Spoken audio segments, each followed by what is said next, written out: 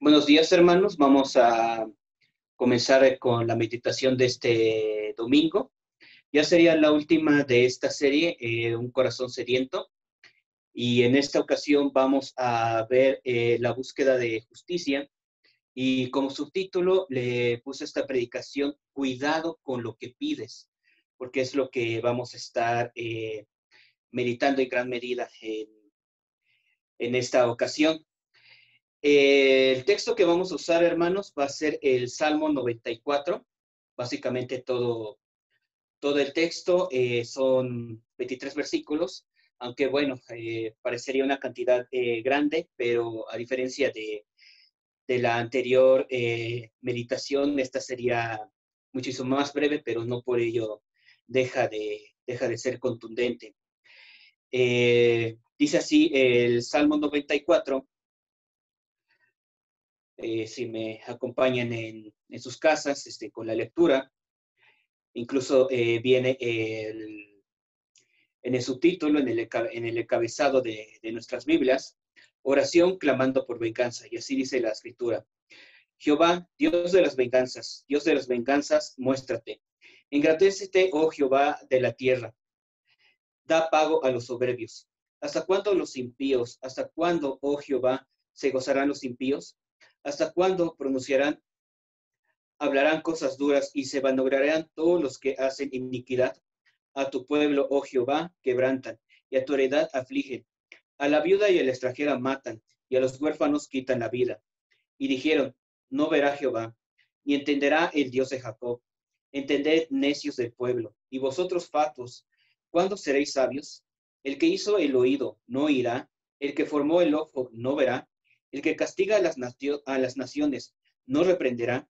¿No sabrá el que enseña al hombre la ciencia? Jehová conoce los pensamientos de los hombres, que son vanidad.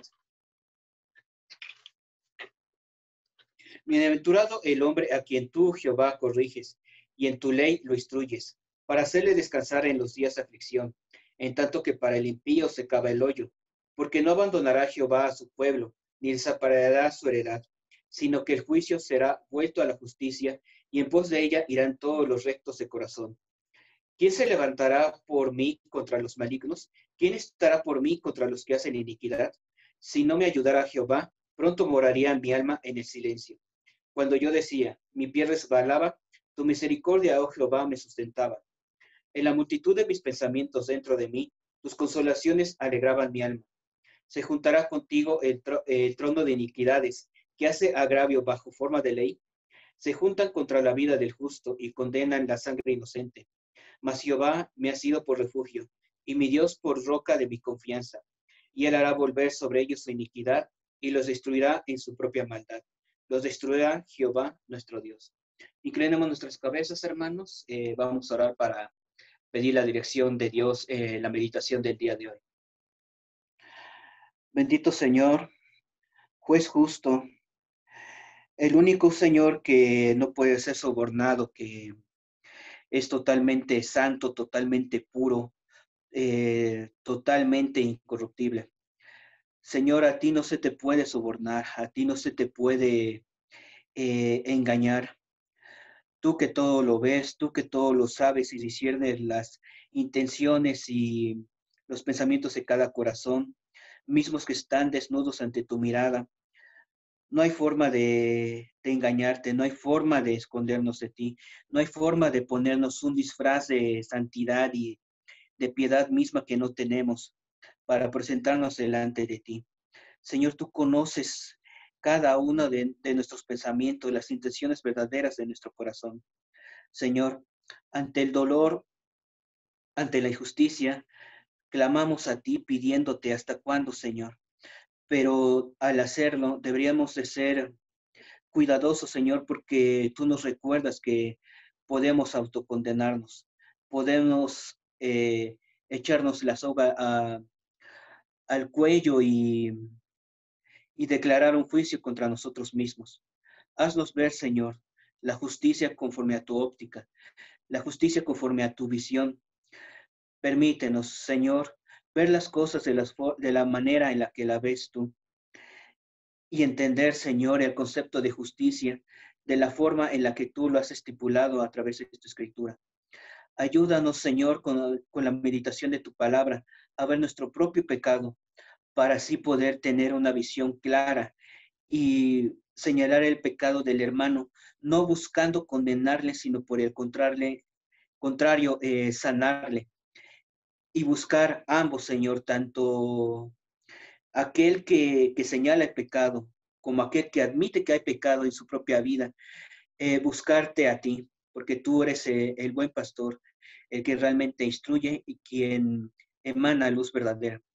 A ti nos acercamos, Señor, para que quites toda distracción, todo dolor, y en sí, Señor, si es que lo estamos atravesando, pues, tú nos guíes de tu mano, tu callado nos infunda aliento, y Señor, en medio de esta oscuridad, de este mundo hostil, seguir tus pasos, Señor, porque ahí tendremos verdadera paz, verdadero consuelo, verdadero entendimiento, verdadera comprensión y consuelo. Graba, Señor, tu palabra a fuego en nuestros corazones y haz que éstas produzcan fruto, que tengan vida, porque es la palabra de vida. Manifiéstate, Señor, en nuestras vidas. Hazte presente real, no solamente en nuestras vidas, sino en aquellos que nos rodean. En tu nombre, Señor eterno, te agradecemos y pedimos esto. Amén. Bien, hermanos, como ya estamos acostumbrados, vamos a ver la meditación del texto en tres aspectos. El primero es un deseo de venganza. El segundo es teniendo un enfoque, nuestra mirada enfocada. Y el tercero, el verdadero juez justo e incorruptible. Y hermanos, tomando el libro de los Salmos, quiero hacerles mención de lo siguiente. Los escépticos, o cuando nosotros compartimos el Evangelio, muy probablemente nos ha tocado, ¿no? Esta objeción que plantean. Bueno, pues a fin de cuentas las escrituras fueron escritas por hombres. Y en esa frase manejan un grado de verdad. ¿Por qué? Porque la Biblia no nos cayó ya impresa del cielo, hermano. O sea, eso es un hecho. Las escrituras fueron registrados, sí, por hombres, por seres humanos, pero divinamente inspirados. Tenemos y es en el libro de los Salmos que se ve más reflejado esta dualidad de autores. Vemos el aspecto divino y vemos el aspecto humano. Y es, hermanos, en donde se ve este hermoso paralelismo de autores, porque los salmos registran toda experiencia humana. Vemos incluso salmos que si uno no fuese creyente o estuviese leyendo por primera vez la Biblia, uno se preguntaría, ¿en serio esto está en la Biblia? Un hombre reclamándole a Dios, prácticamente exigiéndole. Vemos hombres que incluso empiezan a dudar de la bondad de Dios. Vemos incluso hombres que admiten que su fe está cayendo. Y por el otro lado vemos aspectos de la naturaleza humana más positivos. Vemos agradecimiento, vemos exaltaciones de alegría, vemos alabanzas, vemos incluso, hermanos, hasta burlas hacia el enemigo. Insisto, hermanos, vemos en el libro de los Salmos plasmado de una forma muy clara esta dualidad de autores. Lo sabemos, hermanos, las escrituras fueron registradas en hebreo, arameo, griego, por 40 autores diferentes, de diferentes profesiones. Pedro, Juan, pescadores, Lucas, médico primitivo, Pablo, fariseo y erudito, Josué, general militar, y así una serie de oficios diferentes, mismos que Dios usó para plasmar el registro de su palabra. ¿Qué nos dicen las propias escrituras en cuanto a la inspiración de las escrituras, que hablan las escrituras de sí mismas. Vamos a, por favor, hermanos, y de hecho ya algunos lo sabemos de memoria, segunda de Timoteo 3, 16 y 17. Repito la cita de segunda de Timoteo 3, 16 y 17, que nos menciona así el texto. Toda la escritura es inspirada por Dios y útil para enseñar, para redarguir, para corregir, para instruir en justicia, a fin de que el hombre de Dios sea perfecto, enteramente preparado para toda buena obra. Este texto se acompaña, hermanos, de la segunda carta del apóstol Pedro, en su capítulo 1, versículo 21, porque nunca la profecía fue traída por voluntad humana, sino que los santos hombres de Dios hablaron siendo inspirados por el Espíritu Santo. Hermanos, si las escrituras hubiesen sido sola de autoría humana, no hablarían tan honestamente del mismo ser humano. Omitirían hablar del mentiroso Abraham, del corrupto Jacob, del lujurioso Sansón y David, del bocón Pedro y del orgulloso Pablo. Las escrituras no son un conjunto de normas morales o fábulas. No enseñan un estilo de vida, sino que apuntan al creador de la vida misma. Y hermanos, por el aspecto divino, porque lo sabemos, las escrituras no son solamente el único documento que se reclama como la palabra de Dios. Tenemos por el aspecto musulmán el Corán, el cual no, hasta donde tengo entendido, no se divide por capítulos, versículos, sino que las secciones en ellas se denominan como shuras. Tenemos los escritos de Mahoma, tenemos, bueno, los mormones añaden el libro del Mormón, y así diferentes escrituras que se denominan como de inspiración divina. Ahora, en un ¿cuál de estas soporta un examen minucioso? Algunos podrán argumentar, tú puedes creer lo que quieras siempre y cuando seas honesto, pero hermanos, puede que seamos honestos, pero estemos honestamente engañados. Si un sistema de fe no coincide con la realidad que tú y yo vivimos, es un sistema de fe totalmente inaceptable y no sirve de nada. El mismo apóstol Pablo menciona que si la resurrección de Cristo no fuese un hecho establecido en la historia, no hubiese irrumpido en la misma, nuestra fe sería vana, sería un bonito cuento de hadas para adultos. Lo mismo pasa con los demás sistemas de fe. Si estos no coinciden con el registro histórico, no coinciden con una realidad palpable, no coinciden con una realidad práctica, no solamente en el ayer de donde fueron escritos, sino en el ahora de tu, vaya redundancia, de tu diario vivir, esta fe acaba siendo totalmente falsa. Y es aquí lo interesante de la escritura, donde se puede probar de cierta forma su inspiración divina. En el aspecto de profecías ya cumplidas y por cumplirse, en el aspecto de estos científicos ya revelados aún antes de que estos fueran registrados como hechos científicos mismos, y algo que también me llama mucho la atención, hermanos, como mencionamos en los puntos introductorios, de que si las escrituras hubiesen sido solamente de manufactura humana, pues buscaría, ¿no, hermanos, echarle porras al autor mismo?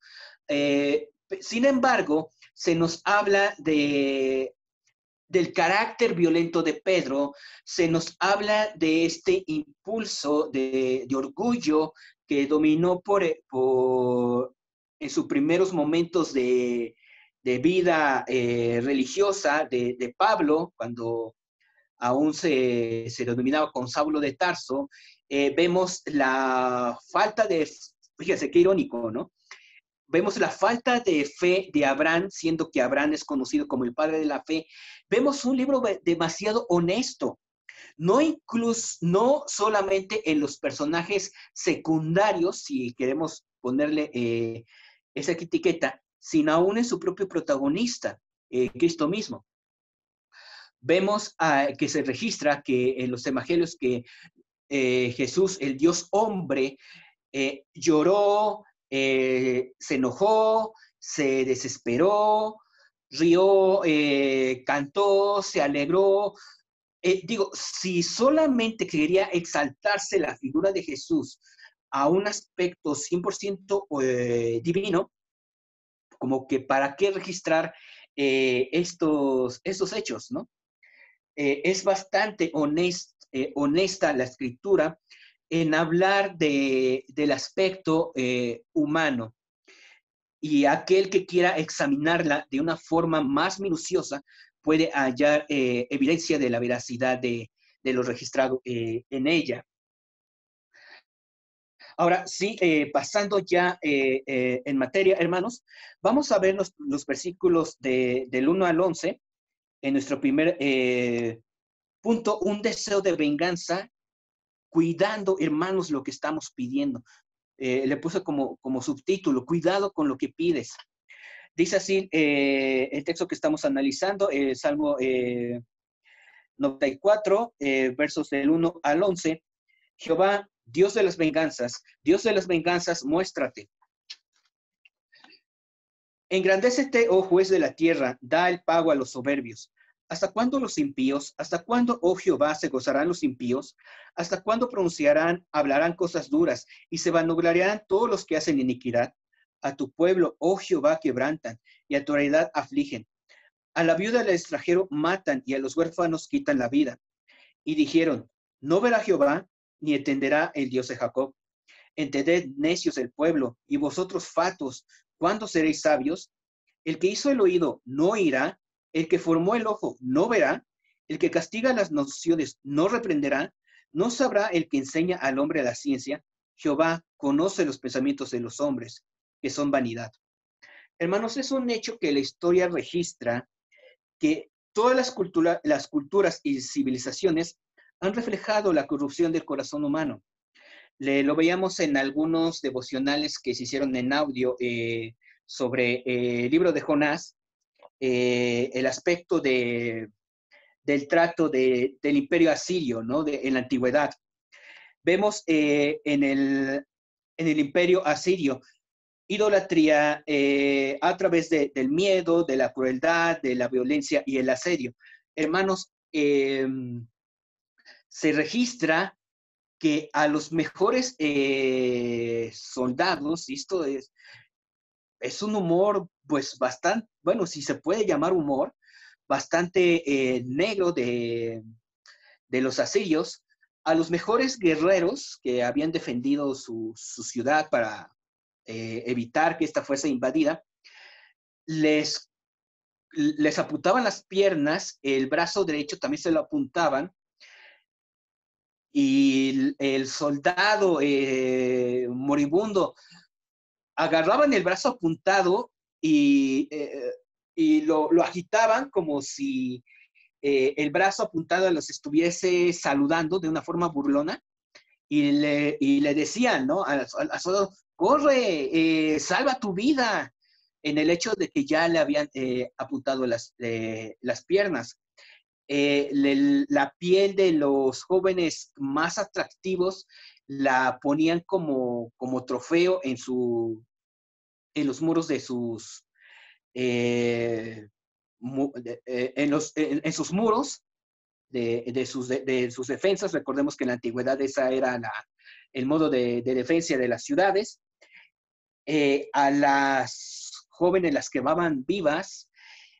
Un aspecto bastante cruel, o sea, era un imperio que se caracterizó por por manejar mucho el miedo psicológico. A las familias de los guerreros que habían sido ejecutados, tomaban la cabeza, le obligaban a que la marchase en procesión con una estaca, e incluso fuesen cantando vivas a Siria. Si por ese odio, coraje, resentimiento de la persona que estaba cargando la cabeza de su familiar, se le escapaba decir una maldición contra Siria, lo sacaban de la fila y con unas tenazas al rojo vivo le arrancaban la lengua. Ahora, todo esto es para narrarte eh, una película de terror, ser satisfacer un morbo. No, no, hermanos, es para aseverar un punto. Otro imperio que nos es registrado en la antigüedad, en la cultura bíblica, es Grecia. ¿Qué es lo que vemos en Grecia? Vemos machismo, vemos una depravación sexual bastante descarada. Prácticamente, hermanos, toda la mitología griega gira poco, yo diría demasiado, en torno a depravaciones sexuales.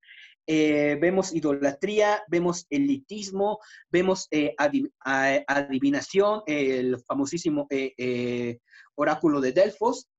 En esta cuestión del elitismo, lo mencionamos en la predicación anterior, si los espartanos, si nacía hijo y...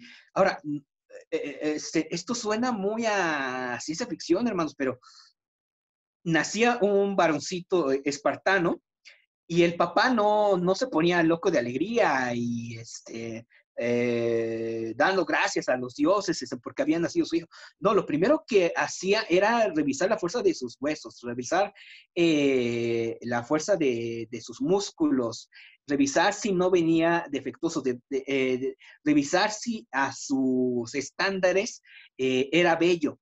Y si era, pues órale, ya pues empezamos a alimentarlo, ni ya que llegue a los 8 años, lo llevamos al campo de entrenamiento, porque siendo espartano y varón debe de vivir para la guerra. Si nacía mujer, pues bueno, una más, ¿no? Para seguir expandiendo el imperio, porque Esparta es la que debe de dominar al mundo. Ese era el modo de pensar de Esparta.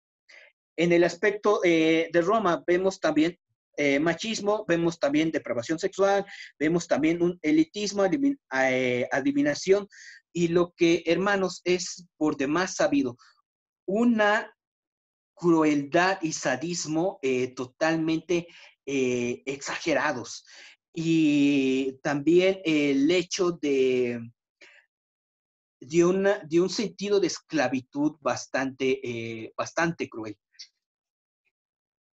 Ahora, hermanos, podríamos pensar que esto, en el sentido de Asiria, Grecia, Roma, su instinto de conquista, bueno, es un instinto de las potencias extranjeras, ¿no? Que las potencias extranjeras sean las que dominen a las más débiles. Pero bueno, el ser humano no es tan malo. Pues no, hermanos, no es así, porque aún las culturas internas se dañaban mutuamente. Un caso de la antigüedad lo vemos con los japoneses en la guerra de las castas. Los samuráis, si usted, hermano, tenía un concepto muy romántico de los samuráis, de que eran hombres misericordiosos, nobles y en busca del honor, sí, pero a la forma de su cultura, no esta forma hollywoodesca que se nos ha puesto.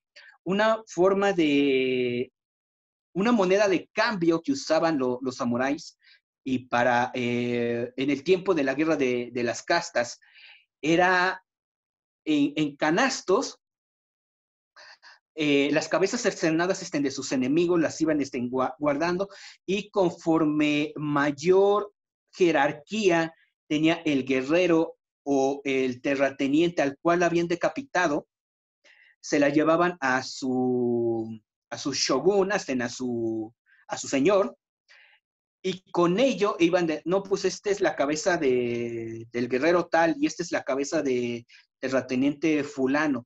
Entonces, conforme a la cabeza era lo que yo iba a recibir de cambio y de tierras y de poder. Aún las culturas prehispánicas, prehispánicas buscaron dominar a las culturas prehispánicas antes de que los europeos viniesen y los esclavizasen. Las mismas culturas prehispánicas se esclavizaban mutuamente. Prueba de ello, hermano, de que el corazón humano está totalmente corrupto. Y hermanos, es de más sabido que el arte se basa, hace un uso de de nuestro instinto natural por querer pedir venganza, pedir justicia. Lo vemos en novelas como El Conde de Montecristo, Hamlet, Otelo, El Padrino, aún en el séptimo arte, en películas como Gladiador, Camino a la Perdición, incluso películas de terror como Carrie. Y todo esto, hermanos, es más, aún de nuestra temprana edad, ¿no? Los superhéroes buscan hacer justicia, vengarse del malvado. Esto es un instinto que llevamos desde nuestra más temprana edad y es un hecho que prueba la existencia de un legislador trascendente que nos ha puesto en nuestra moralidad innata. Ante una injusticia debe de haber un pago. Es un clamor que tenemos desde nuestra más temprana edad, el de que el malvado reciba su justo merecido. Pero, hermanos, repito, cuidado con lo que pedimos. ¿Por qué tanto énfasis en este punto, hermanos? Por lo siguiente. ¿Cómo nos representa el Antiguo Testamento, específicamente en el libro de los Números, al Señor? Números 14, 18 menciona: Jehová, tardo para la ira y grande misericordia, que perdona la iniquidad y la rebelión, a que de ningún modo tendrá por inocente al culpable, que visita la maldad de los padres sobre los hijos hasta los terceros y hasta los cuartos. Esto, hermanos, nos gusta cuando la misericordia quiero que caiga sobre mí. Nos gusta los primeros párrafos de este texto. Jehová, tardo para la ira y grande misericordia. Me gusta ese texto cuando yo estoy viviendo una vida licenciosa, cuando yo estoy viviendo una vida fornicaria, cuando yo en lugar de enfrentar mis problemas mejor me los tomo, cuando busco que esta misericordia caiga sobre mí, cuando soy consciente de que yo soy el malvado. Pero cuando alguien externo a mí es el que hace una injusticia con mi persona, ahí sí quiero la otra parte, ahí convenientemente sí sigo leyendo el texto.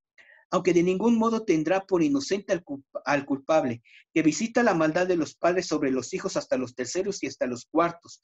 Cuando el pecado es hecho por mí, quiero misericordia, pero cuando el pecado es hecho contra mí, quiero justicia. ¿Qué nos menciona esto de nuestro propio corazón? ¿Cómo responde la Escritura a esta conducta humana de querer clamar que Dios se manifieste con justicia? ¿Es una forma inteligente de dirigirnos a Dios?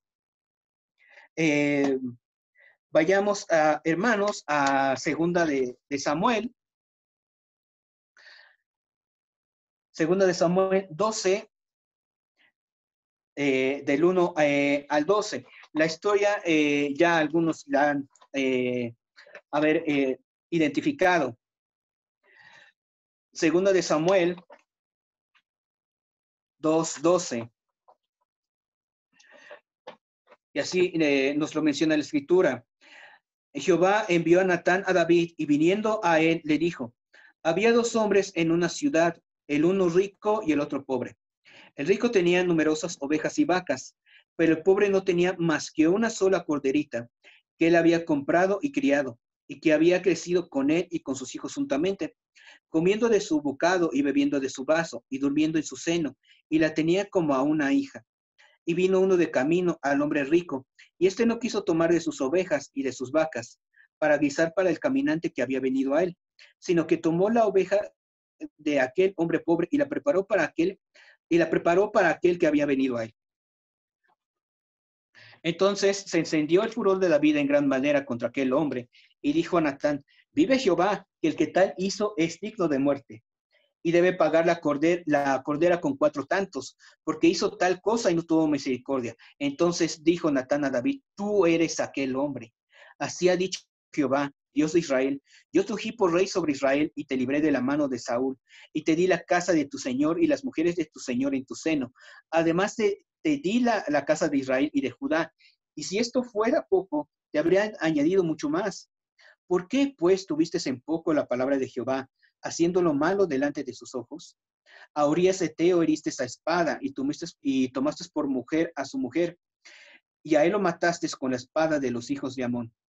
Por lo cual ahora no se apartará jamás de tu casa la espada, por cuanto me menospreciaste y tomaste la mujer de Urías Eteo para que fuese tu mujer. Así ha dicho Jehová: he aquí yo haré levantar el mal sobre ti de tu misma casa, y tomaré tus mujeres delante de tus ojos, y las daré a tu prójimo, el cual yacerá con tus mujeres a la vista del sol, porque tú hiciste esto en secreto, mas yo haré esto delante de todo Israel y a plena luz del día. David es un epítome perfecto de lo que pasa cuando nosotros clamamos a Dios: Dios de las venganzas, manifiéstate. ¿Seguro? ¿Estás consciente de lo que estás pidiendo? Porque no sea que aquello lo que pides te condenes a ti mismo. Y es así, el mismo razonamiento, hermanos, es al cual llega el apóstol Pablo en su carta a los Romanos. Romanos 2:1, ¿qué es lo que nos menciona? Por lo cual eres inexcusable, oh hombre, quien quiera que seas tú que juzgas, porque lo que juzgas a otro, te condenas a ti mismo, porque tú que juzgas, haces absolutamente lo mismo. Y aquí, hermanos, debemos de tomar tiempo para aclarar un cliché, que al momento de que nosotros queremos compartir el Evangelio, muy por seguro nos han rebatido, nos han mencionado. No juzgues para que no seas juzgado.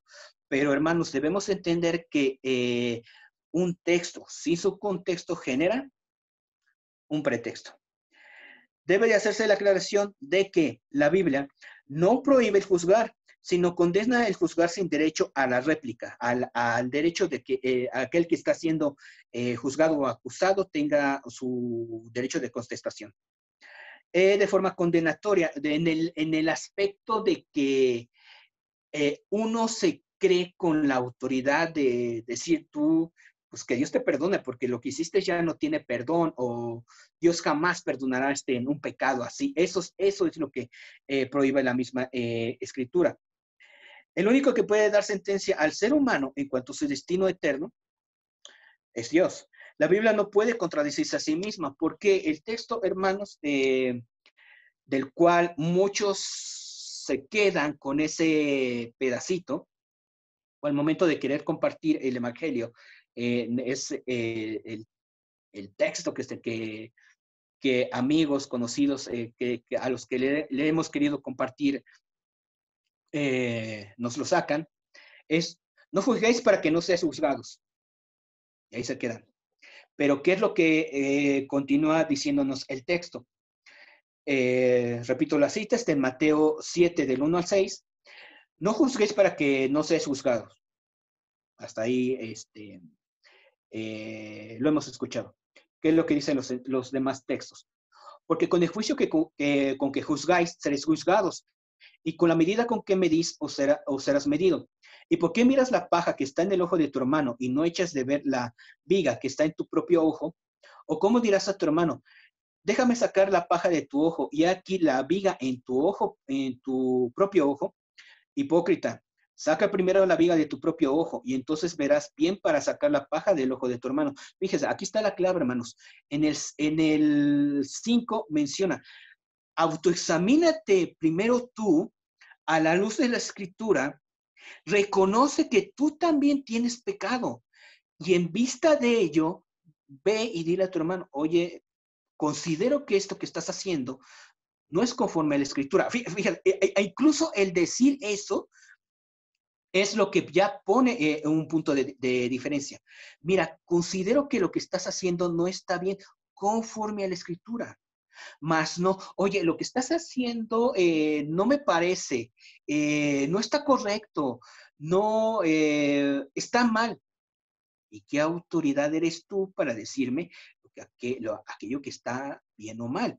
Si tomas como punto de referencia de autoridad para designar aquello que está bien o mal conforme a la escritura, ese sí es otro cantar. Continúa el texto de Hipócrita, saca primero la viga de tu propio ojo, y entonces verás bien, conforme a la escritura, para sacar la paja del ojo de tu hermano. No, en ningún momento está diciendo que es prohibido o incluso imposible esa extracción de déjame ayudarte, tienes algo en tu vista. No deis lo santo a los perros, ni echéis vuestras perlas delante de los cerdos, no sea que las pisoteen y se vuelvan y os despedacen. O sea, este ya es el punto culminante. Ya te acercas con la persona y le mencionas, mira, es que la escritura dice esto y aquello. Ay, ¿y qué es la Biblia para que me hable de aquello que debo de hacer? Bueno, tú te acercaste, tú le señalaste tu pecado, no conforme a tu pensar, sino conforme a una autoridad mayor, y esta persona reacciona de forma negativa y va a reaccionar de forma negativa, aquí le va a gustar que se le señale su mal, pero aquí se convierte, y es un calificativo que la propia escritura está poniendo, se convierte en cerdo al hecho de que tú vienes en humildad, vienes con un genuino amor por la persona y sin embargo esta persona reacciona de forma violenta cual lo hace un cerdo cuando quiere ser lavado. Puesto que cerdo, su naturaleza es ir a la porquería. Puesto que aquella persona, a pesar de que ya se le ha dado luz, reacciona de una forma violenta a tu predicación, es ok, yo te he predicado, yo te he mencionado cuál es la verdad, no conforme a lo que yo pienso, sino conforme a una autoridad mayor, y tú reaccionas así, lo que queda en nosotros, hermanos, es orar por la persona. En medida de lo posible, seguir insistiendo, pero si esta persona reacciona ante nuestra predicación de una forma total y abiertamente, groseramente enfurecido, la persona se acaba de condenar a sí misma. Y para el hecho que resume todo lo anterior dicho, hermanos, es Juan 7:24, que menciona, no juzgué según las apariencias, sino juzga, fíjense, hermanos, como la misma escritura dice, juzga con justo juicio. No insistimos, no conforme a mi criterio, no conforme a lo que yo piense, sino conforme a lo escrito por una autoridad mayor. Segundo aspecto de la meditación, hermanos, el tener una mirada enfocada. Vemos los textos del Salmo 24, pero ahora del 12 al 15, que mencionan así: bienaventurado el hombre a quien tú, Jehová, corriges, y en tu ley lo instruyes, para hacerle descansar en los días de aflicción, en tanto que para el impío se cava el hoyo. Porque no abandonará Jehová a su pueblo, ni desamparará su heredad, sino que el juicio será vuelto a justicia, y en pos de ella irán todos los rectos de corazón. Y hermanos, como hemos estado mencionando en esta predicación y en las anteriores, buscar la solución a la miseria del ser humano en el ser humano es equivalente a buscar vida en lo muerto. Así de crudo y así de sencillo. Ante esto, los sociólogos han dicho que la solución a la problemática del ser humano es la educación, mejores leyes, mejores sistemas de salud, mejores sistemas socioeconómicos, etc. En resumen, hermanos, y aunque suene muy duro, el niño que ha sufrido una fractura expuesta y teme ir al médico conformándose en sanar la herida con un beso de mami. El ser humano en su orgullo, ruzándose en ir a su creador para recibir la sanidad que solo le puede dar. Y hermanos, esto lo hemos visto en las predicaciones últimas. El ser humano busca la solución en el ser humano y solamente en el transcurso de su historia ha hecho esto. ¿No es acaso, hermanos, una encarnación, por así decirlo, del problema que se enfrentó Israel durante esos 40 años? Confía en Dios, Él ya te ha dado la promesa de que tomes la tierra. No veas el tamaño del problema. El contexto nos menciona que fue una exageración de aquellos que no confiaron en Dios. Es que nosotros somos como chapulines, como insectos a la vista de ellos. No era la vista de ellos, era la vista de ellos viéndose a sí mismos, viéndose en sus capacidades, no en lo que Dios ya les había manifestado. Y también, hermanos, con esto tocamos el punto de que no necesariamente el ver un milagro nos producirá fe. Digo, habían visto el mar abrirse, habían visto hacerse negro, las plagas, los primogénitos, hermanos. O sea, si no fue por un evento natural extraordinario, al menos por la interacción de persona a persona, habían visto el juicio de Dios ante los hijos de los egipcios y aún así, durante esos 40 años, no quisieron creer y estuvieron vuelta y vuelta y vuelta.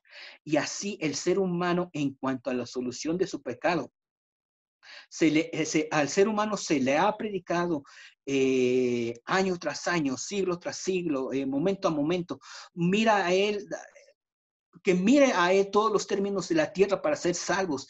Y el hombre quiere seguir rascándose la herida, tratando de solucionar el problema de su pecado en sus propios términos.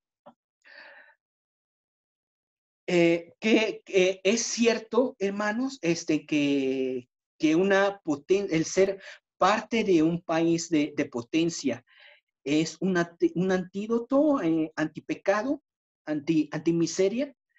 ¿Qué nos dice la evidencia, hermanos? Noruega está catalogado como un país alto en educación, salud, economía, etc. Sin embargo, en el 2019 registró cerca de 5.284 casos de violencia doméstica hecha a mujeres. Los delitos en específico fueron golpizas y, en lo más triste de los casos, asesinatos. Vámonos a un punto más atrás en la historia. Varios de los guardias en campos de concentración gustaban de música clásica, poesía, novelas y tenían carreras universitarias, hermanos. Y eso no les impidió hacer todas las barbaridades que hicieron. ¿Qué nos dicen las escrituras de este fenómeno? ¿Cómo responden las escrituras al meollo del asunto? ¿Dónde nos mencionan que es la raíz del problema?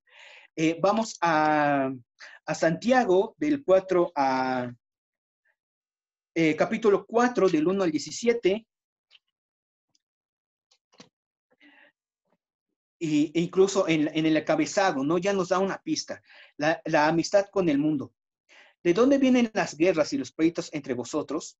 ¿No es entre vuestras pasiones, las cuales combaten en vuestros miembros? Codiciáis y no tenéis, matáis y arder de envidia, y no podéis alcanzar. Combatís y lucháis, pero no tenéis lo que decías porque no pedís.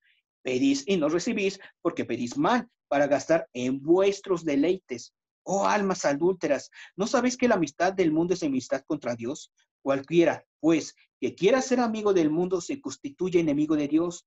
¿O pensás que la Escritura dice en vano, el Espíritu que él ha hecho morar en nosotros nos anhela celosamente? Pero Él da mayor gracia. Por esto dice, Dios resiste a los soberbios y da gracia a los humildes. Someteos pues a Dios, resistid al diablo y huirá de vosotros. Acercaos a Dios y Él se acercará a vosotros. Pecadores, limpiad las manos, y vosotros los de doble ánimo, purificad vuestros corazones. Afligíos y la mitad, y llorad. Vuestra risa se convierta en lloro y vuestro gozo en tristeza. Humillaos delante del Señor, y Él os exaltará. Hermanos, no murmuréis los unos de los otros. El que murmura del hermano y juzga a su hermano, murmura de la ley y juzga la ley. Pero si tú juzgas a la ley, no eres hacedor de la ley, sino juez. Lo que estaba mencionando, que tú seas el que se ponga como juez último, sin derecho de que el otro se defienda. Uno solo es el dador de la ley, que puede salvar y perder, pero tú, ¿quién eres para que juzgues a otro? No os gloriéis del día de mañana. Vamos ahora, los que decís, hoy y mañana iremos a tal ciudad y estaremos allí un año, traficaremos y ganaremos. Cuando no sabéis lo que será mañana, porque ¿qué es vuestra vida? Ciertamente es neblina que aparece por un poco de tiempo y luego se desvanece. Creo que en últimos instantes todos hemos estado conscientes de ello, ¿no? En lugar de lo cual deberías de decir, si el Señor quiere, viviremos y haremos esto o aquello. Pero ahora os cantáis en vuestras soberbias. Toda jactancia semejante es mala, y el que sabe hacer lo bueno y no lo hace, le es pecado. Porque, y aquí el punto se resume en un solo aspecto, el corazón. El corazón del ser humano es el problema del ser humano. No nos dicen las escrituras que está enfermo, no nos dicen que es solamente corrupto, no nos dicen que tiene una gripita espiritual, no, nos dice que está muertos en delitos y pecados. Sea que al antropólogo le moleste, sea que al psicólogo le moleste, sea que al sociólogo le moleste, pero es el diagnóstico que las escrituras nos han dado en cuanto al estado real del corazón humano. Porque del corazón salen los malos pensamientos, los homicidios, los adulterios, las fornicaciones, los hurtos, los falsos testimonios y las blasfemias. Y esto lo vemos registrado en Mateo 15, 19. Y Proverbios 4:23 nos lo pone, nos lo grita y suplica, sobre toda cosa guardada, guarda tu corazón porque de él mana la vida. Si lo vemos en un hecho a nuestra cultura, en un aspecto muy romántico, nos quedamos muy cortos. El corazón en la cultura bíblica se refería no solamente a los sentimientos y mente de las personas, sino al ser total del ser humano.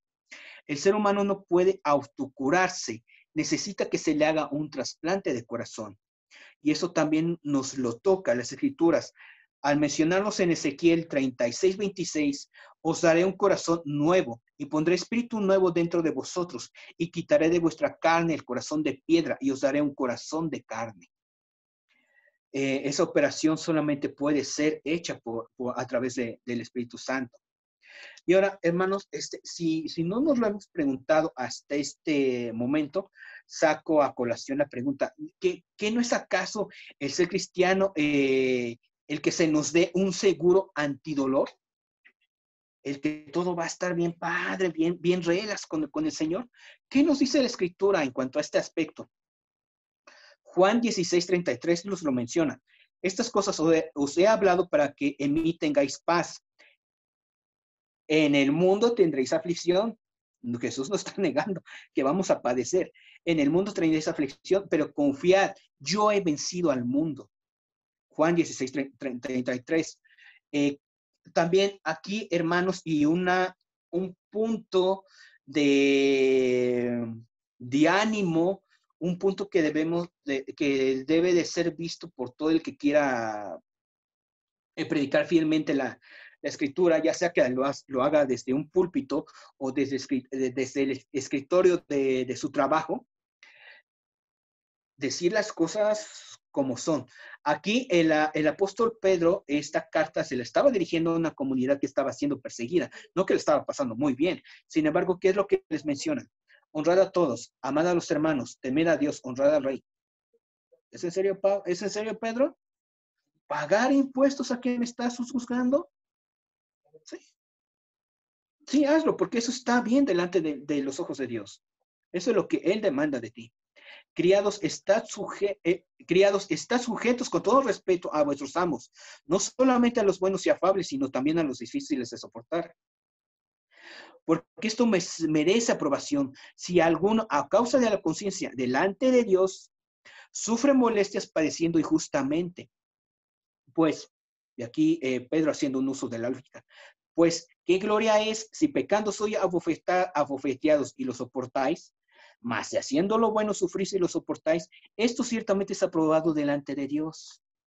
Pon tu enfoque en Él, no en el mundo. No tengas una relación horizontal, ten una relación vertical, viéndolo a Él, tu mirada puesta en Él, en el autor y consumador de tu fe. Pues para esto fuisteis llamados, porque también Cristo padeció por nosotros, dándonos ejemplo para que sigáis sus pisadas. Y aquí, hermanos, no solamente esto de que tomaríamos como seguir sus pasos, como, haciendo muy obvio el mismo texto, sino que en la cultura encontramos varios aspectos del Evangelio que no nos deberían de ser tan ocultos. ¿Por qué, hermanos, cuando alguien recibe un premio, específicamente en este rollo de los Grammys o del Oscar, se nos dice que van caminando por la alfombra roja? ¿Por qué no alfombra amarilla? ¿Por qué no alfombra motitas verdes? ¿Por qué no alfombra rosa mexicano? ¿Por qué alfombra roja? Porque denota, hermanos, el hecho de que cuando Jesús iba caminando, iba dejando huellas de sangre, porque el rey iba a ser coronado. Sí, coronados con una corona de espinas, pero coronado en su victoria en la cruz, porque después de su humillación sería exaltado por Dios Padre, con un nombre que sería sobre todo nombre. Y es por ello que cuando una persona gana un premio, un Oscar, un Grammy, todo el esfuerzo y demás se le reconoce y por eso pasa por una alfombra roja. Es por ello, el color rojo de la misma alfombra debería de traer a la conciencia, porque ese es su punto de origen, el color mismo de dicha alfombra, el que Jesús al momento de su exaltación iba dejando huellas de sangre, el cual no hizo pecado ni se halló engaño en su boca, quien cuando le maldecían no respondía con maldición, cuando padecía no amenazaba, sino encomendaba la causa a quien, aquel que juzgas justamente.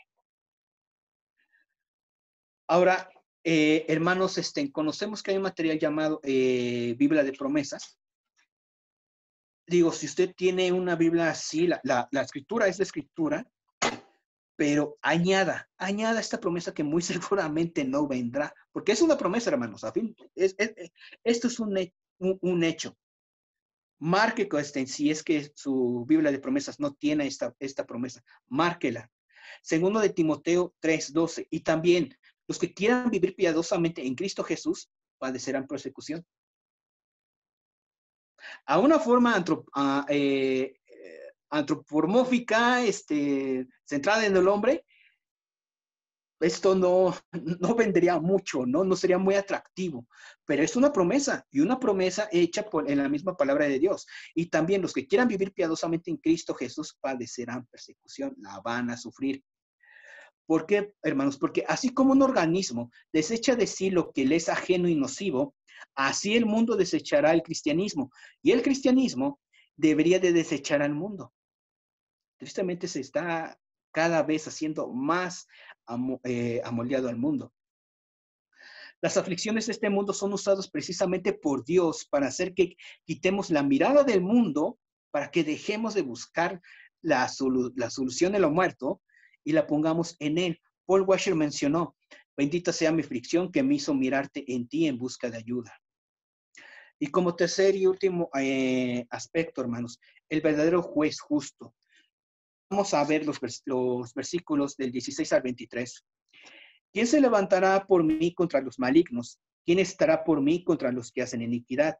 Si no me ayudara Jehová, pronto morirá mi alma en el silencio. Cuando yo decía, mi pie resbalaba, tu misericordia, oh Jehová, me sustentaba. En la multitud de mis pensamientos dentro de mí, Tus consolaciones alegraban mi alma. Se juntará contigo el trono de iniquidades, que hace agravio bajo forma de ley. Se juntan contra ti se juntan contra la vida del justo y condenan la sangre inocente. Mas Jehová me ha sido por refugio y mi Dios por roca de mi confianza. Y él hará volver sobre ellos su iniquidad y los destruirá en su propia maldad. Los destruirá Jehová nuestro Dios. Como cristianos, hermanos, debemos de hacernos esta pregunta. ¿Cómo puedo estar seguro de que Dios está conmigo? Tal vez algunos hayan contestado, porque tengo paz. Pero, hermanos, cabe señalar que Jesús no negó que el mundo ofrezca paz. Simplemente señaló que la paz que él ofrece no procede de un sistema, sino de él mismo. Así que muchos pueden señalar su estado de paz como una evidencia de que Dios está con ellos. La cuestión es que si dicha paz es verdadera o solamente un efecto placebo. Así que el mencionar tengo paz no es una respuesta correcta, porque aquel que sigue un estilo de vida budista puede decir que tiene paz. El que no sé, está frascado en la yoga Kundalini, a un aspecto que nos ha mencionado nuestro hermano Adrián, puede decir que tiene paz. La pregunta en sí es, ¿esta paz es de hojarasca, de paja, o es de oro, probada por el fuego, probada por las aflicciones y por tanto una paz divina? Otros podrían contestar porque Dios me corrige. Tal vez valiéndose de ese punto de que el que no es hijo, el que es hijo es corregido y el que no es hijo, por lo tanto, es bastardo y pueden tomarse de ahí, porque Dios me corrige. También, pero sin embargo, hermanos, muchas personas que no son cristianas y sin embargo creen que sí lo son, y que Dios las corrige, tienen ese pensamiento. Los católicos creen que Dios los corrige, los testigos de Jehová creen que Dios los corrige, las personas que descansan en su moralidad creen que Dios los corrige, pero de ningún modo tienen una relación filial con Dios. Entonces, hermanos, ¿cuál es por fin la respuesta ante esta pregunta? ¿Cómo puedo estar seguro de que Dios está conmigo? La respuesta verdadera es porque Dios entregó a sí mismo y su Santo Espíritu da testimonio a mi espíritu de que soy de él. Muchos nos quedamos solamente con el 16, ¿no? Ya saben de qué capítulo estoy hablando, ¿no? De Juan 3:16. Sin embargo, no vemos la cadena de los demás versículos. Vamos a Juan capítulo 3, versículo 16, porque de tal manera amó Dios al mundo que ha dado su Hijo unigénito para que todo aquel que en él cree no se pierda, mas tenga vida eterna.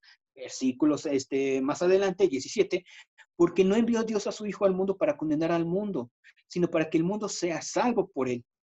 No por un sistema, no por una denominación, por un sistema de fe, no, sino por Jesucristo.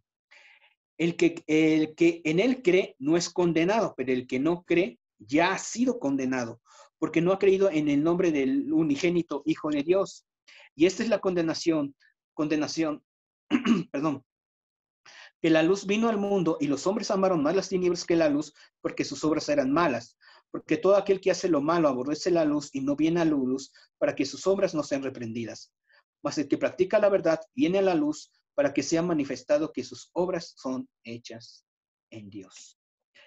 Cuando hagamos uso de Juan 3:16, mencionemos también los demás textos.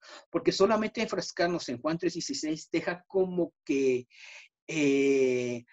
Dios estaba tan necesitado de amor que, bueno, daré lo mejor de mí, daré a mi hijo a ver si así es que llegan a hacerme caso. No, el problema del hombre era tan grave que era necesario que Dios mismo bajase y buscase al hombre, porque era imposible para el hombre buscar a Dios por sus propios medios. La religión no es más que el vano intento del ser humano por querer llegar a Dios, siendo que el evangelio es Dios encarnándose y viniendo a buscar a ti y a mí, porque en nuestra ceguera espiritual nunca podríamos haberlo visto.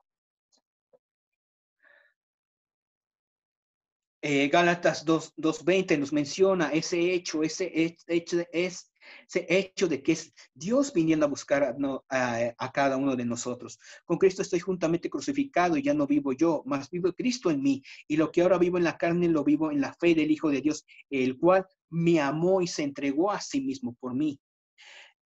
Y como remate, hermanos,